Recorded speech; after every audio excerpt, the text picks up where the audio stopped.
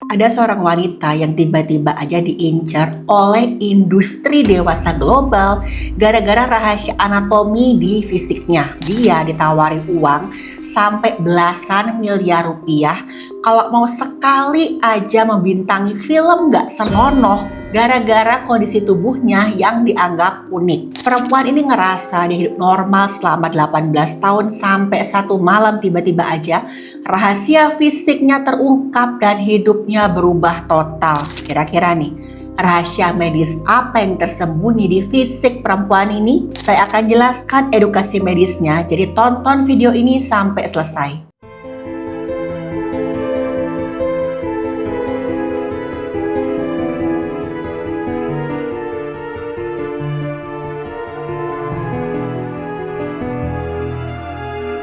Halo, saya Dr. Stefani.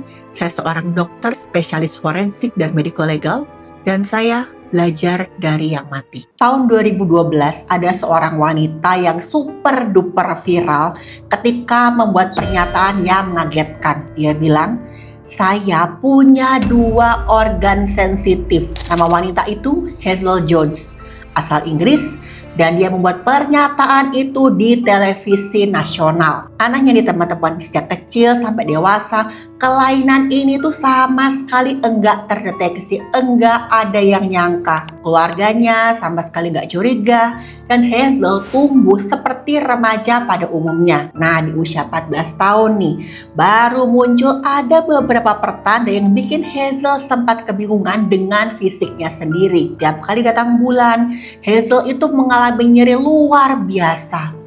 Dan cairan haid yang keluar tuh deras banget dan super lama. Tapi waktu itu Hazel berpikir, nah mungkinlah memang gini rasanya jadi seorang perempuan. Harus mengalami ya semacam halangan setiap bulannya. Hazel gak mau terlalu ambil pusing. Nah sampai satu hari nih Hazel mau mencoba pakai tampon. Tampon itu semacam pembalut yang digunakan ketika perempuan sedang haid. Tapi beda dengan pembalut biasa, yang biasanya itu kita tempelkan di pakaian dalam. Tampon itu dimasukkan ke dalam saluran rahim. Tujuannya supaya cairan haid yang keluar langsung terserap sebelum keluar dari tubuh. Tampon itu bentuknya seperti silinder kecil, padat, umumnya terbuat dari bahan yang berdaya serap tinggi. Di bagian ujungnya tampon ada semacam benang yang berfungsi untuk menarik tampon kalau mau dikeluarkan dari tubuh. Nah, ketika Hazel mau pakai tampon pertamanya, dia kebingungan. Karena yang lihat kok saluran intimnya seakan-akan ada 2. Bingunglah dia.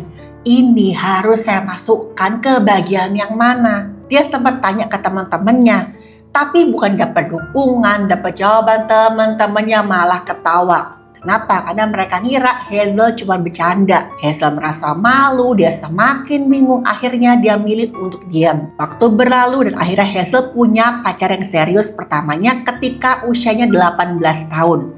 Dan mereka berdua berencana mau melakukan hubungan intim karena merasa saat itu udah sama-sama dewasa. Itulah pacar Hazel bingung karena struktur organ reproduksinya Hazel terasa nggak biasa dibanding dengan perempuan lainnya. Pelan-pelan pacar Hazel bilang, kayaknya nih ada yang beda deh dengan struktur organ intimnya kamu.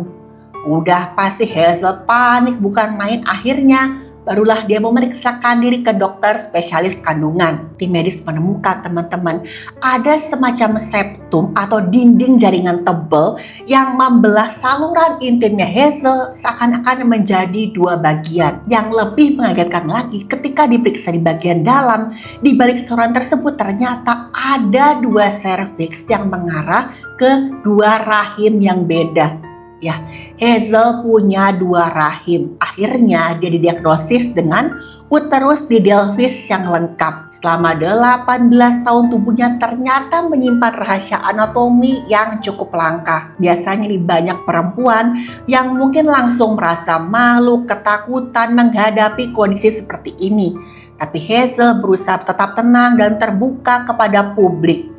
Dia bilang kondisi itu bukan sesuatu yang harus disembunyikan.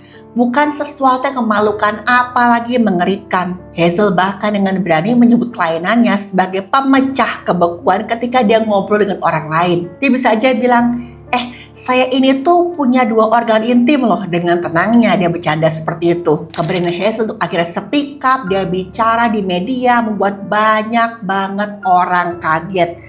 Mereka penasaran dan ribuan perempuan pun mulai muncul mengaku punya kondisi yang hampir sama dan bahkan ada yang sama dengan Hazel. Dunia akhirnya sadar kalau kelainan pada organ reproduksi itu jauh lebih kompleks dari dugaan. Tapi pertanyaannya teman-teman, bagaimana 2 organ intim sempurna bisa terbentuk dalam satu tubuh perempuan? Saya akan jelaskan dari segi medisnya untuk kepentingan edukasi. Jadi, waktu tubuh manusia masih berupa sel dalam kandungan, usia sekitar 6-22 minggu dalam kandungan, awalnya perempuan itu memang punya 2 saluran kembar, namanya ductus Mullerian. Seiring perkembangan, kedua saluran ini seharusnya bergerak mendekat kemudian jadi satu. Nah, bagian atas yang nggak menyatu akan menjadi saluran tuba Fallopi.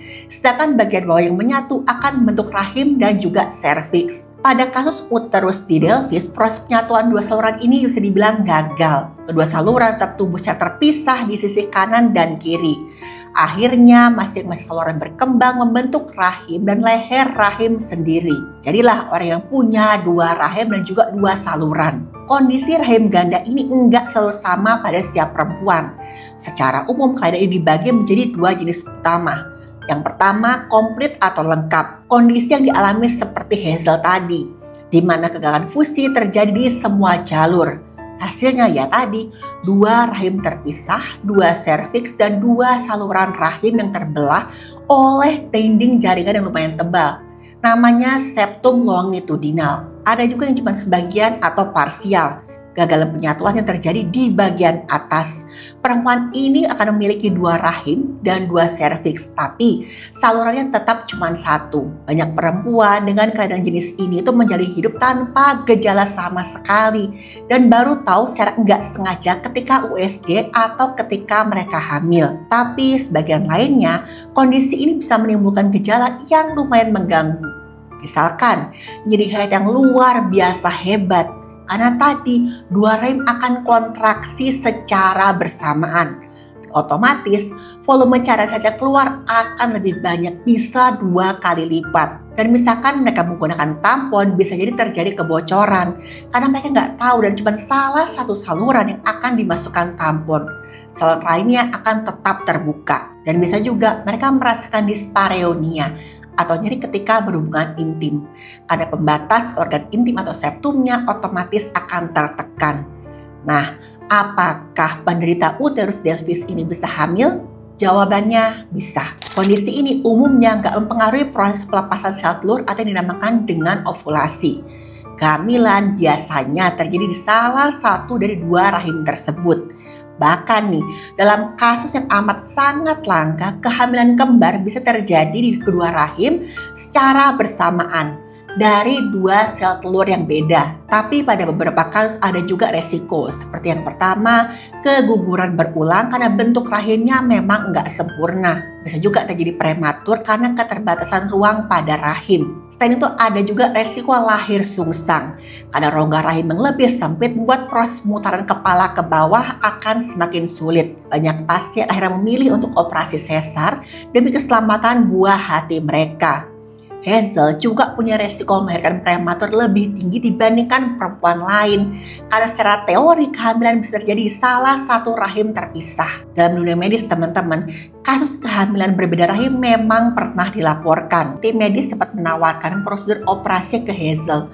Tujuannya untuk memperbaiki organ reproduksinya. Tapi Hazel mengambil keputusan besar dengan menolak tawaran operasi tersebut. Dasarnya adalah rasa khawatir kalau nanti jaringan parut bekas operasi bisa merusak fungsi reproduksinya. Operasi septum pada rahim itu memang punya resiko kebocoran cairan tubuh dan perforasi organ. Banyak pasien memilih hidup normal selama fungsi reproduksinya masih bekerja dengan baik. Sebenarnya secara medis kalau kondisi ini tuh nggak menimbulkan gejala mengganggu, itu sama sekali nggak perlu tindakan teman-teman.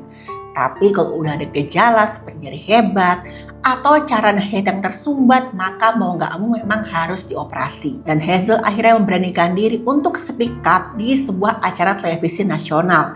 Tujuannya supaya perempuan dengan kondisi serupa itu nggak merasa sendiri. Mereka tahu harus cari pertolongan kemana. Tapi yang namanya media teman-teman nggak selalu bereaksi dengan empati terhadap kelainan medisnya manusia. Karena nih, setelah wawancaranya viral selain dukungan, Hazel juga mendapatkan tawaran dari industri hiburan dewasa yang memproduksi film nggak senonoh. Kondisi organ intim yang berbeda dianggap unik dan bisa dieksploitasi untuk tontonan nggak senonoh. Ada seorang pendiri dan CEO dari perusahaan produksi film dewasa terbesar di Amerika Serikat mengirim surat penawaran resmi ke Hazel Jones. Orang ini menawarkan uang sampai 1 juta dolar Amerika Serikat. Kalau dirupiahkan bisa sampai belasan miliar rupiah. Asalkan Hazel mau bintangi 1 film aja. Dan kontrak itu menjanjikan semuanya. Apapun yang Hazel mau pasti akan diberikan. Dan poin terakhir teman-teman adalah poin yang menurut saya sangat-sangat di luar nalar. Orangnya itu bilang seperti ini teman-teman, supaya Hazel merasa nyaman, dia dikasih hak istimewa untuk milih sendiri lawan mainnya di film Enggak Senonoh tadi. Jujur saya nggak tahu harus komen apa. Hazel untungnya dengan tegas bilang seperti ini, saya enggak pernah menerima tawaran jenis ini sebelumnya. Dan saya tegaskan, saya tidak akan pernah mempertimbangkannya sampai jutaan tahun ke depan. Hazel menegaskan, dia tuh cuma ingin hidup tenang. Tujuan dia bicara di berbagai media tentang kondisi fisiknya adalah untuk edukasi, bukan untuk mengeksploitasi dirinya sebagai tontonan komersial. Tapi teman-teman, untungnya selain tawaran enggak pantas tadi, banyak juga perempuan yang merasa terbantu dengan ceritanya Hazel. Mereka saling sharing cerita dan akhirnya bisa saling support, saling dukung. Kondisi semacam ini juga dialami oleh seorang perempuan namanya Kelly Miller dari Maryland. Bersama perempuan-perempuan dengan kelainan yang sama, dia tampil di sebuah acara. Tujuannya udah jelas untuk edukasi, terutama ke perempuan-perempuan lain. Kalau yang namanya kelainan struktur organ intim bukan aib yang harus disembunyikan. Bukan berarti kalau orang dengan kelainan struktur organ intim enggak bisa punya kehidupan pernikahan, apalagi punya. Mereka bilang pada beberapa kasus memang ada yang harus bolak-balik meriksa kondisi tubuhnya ke dokter. Kelly Miller sendiri juga diberi pil KB dosis rendah untuk mengatur haidnya supaya enggak terlalu berat. Kelly menikah dan akhirnya berhasil melahirkan 2 orang buah hati dalam kondisi yang sangat sehat. Apa yang dilakukan sama Hazel dan Miller ternyata sangat bermanfaat buat perempuan-perempuan lain. Karena teman-teman, banyak penderita kelainan reproduksi itu milih diam. Mereka takut dihakimi oleh masyarakat. Mereka takut dianggap aneh, rusak, dan gak normal secara fisik. Padahal yang namanya tubuh manusia itu perkembangannya jauh lebih kompleks dibanding yang kita bayangkan. Dalam embriologi, sedikit gangguan perkembangan bisa mengubah struktur organ sampai seumur hidup. Mungkin kalau waktu itu Hazel gak pernah memeriksakan diri ke dokter, dia akan terus hidup dengan nyeri hebat tanpa memahami apa sebabnya. Resiko keguguran atau komplikasi ketika hamil bisa meningkat, bahkan infeksi berat akan membuat kerusakan organ intimnya terjadi secara diam-diam kalau Hazel gak periksa ke dokter. Kasus Hazel membuka mata dunia tentang pentingnya edukasi kesehatan fisik khususnya ke perempuan. Karena sebagian perempuan tuh bahkan gak memahami struktur tubuh reproduksinya sendiri. Hazel juga membuktikan bahwa kelainan tubuh itu bukan alasan orang seakan-akan kehilangan harga diri.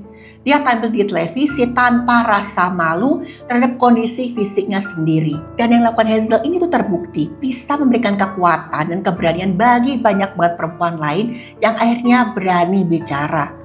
Beberapa wanita mengaku mereka tuh baru memeriksakan diri setelah mendengar kesaksiannya Hazel. Tubuh manusia memang luar biasa, tapi juga bisa sangat rapuh ketika mereka berkembang. Dan kadang-kadang nih teman-teman, satu gangguan kecil ketika dalam kandungan bisa mengubah seluruh hidup seorang. Dan sekali lagi saya tegaskan ya teman-teman, orang seperti Hazel, seperti Kelly Miller bukan tontonan yang bisa dieksploitasi. Mereka itu manusia dengan anatomi langka yang nantinya mengajarkan kita semua tentang tubuh manusia. Cerita ini seperti pengingat keras buat kita semua.